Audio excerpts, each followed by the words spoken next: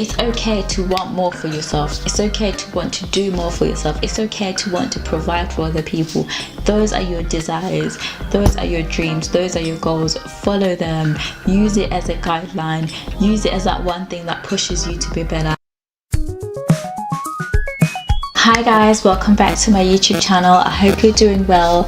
If you haven't already, please subscribe, comment, like and share this video if you enjoy it. So today's video is all about desire and having desire, and how having desire is not necessarily a bad thing, right? When you have a desire for something, that means you yearn for it. That means you want it. It's what you see yourself having. You are dreaming for this thing, whether it be a better life, whether it's you have a desire to start your own business, whatever it is, whether it's to become the best version of yourself, is being able to have those desires. You can channel them into something great. It doesn't have to be negative. You can have desire to be successful. That's what would drive you. If you're not really where you want to be, you can use that as a way to push you to get to where you want to be. Use it as a way to get you from your current state of life to the better version. We all have strong feelings for something that you can't easily get, especially if you feel like it's out of bounds.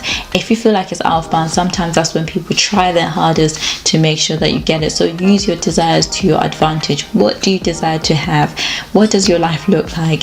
And what are you doing to get to where you need to get to? Having desires is a way of telling you that you don't actually have what you want to have. You know, it's a way of your brain assessing your life and seeing that you can be in a better mental space.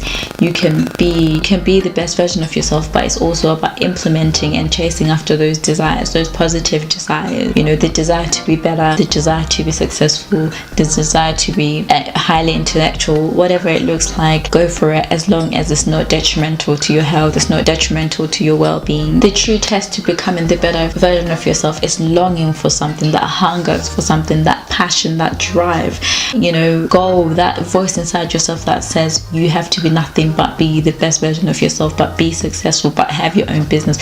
Whatever it is, follow that, channel that, and become a better you. There's absolutely nothing wrong with having desires. You want something, why don't you go and get it? If you want something, why don't you work hard for yourself? There's no greater reward than getting something that you've desired to have, than actually getting yourself that one thing that you've always wanted. So use your desires in a positive way, and use it as a way of self-awareness. Use it as a way to seeing that you know where you want to be. Use it as a way to assess where you are. Use it as a way to assess your actual being, to assess what you need, what you require, and what you want to have.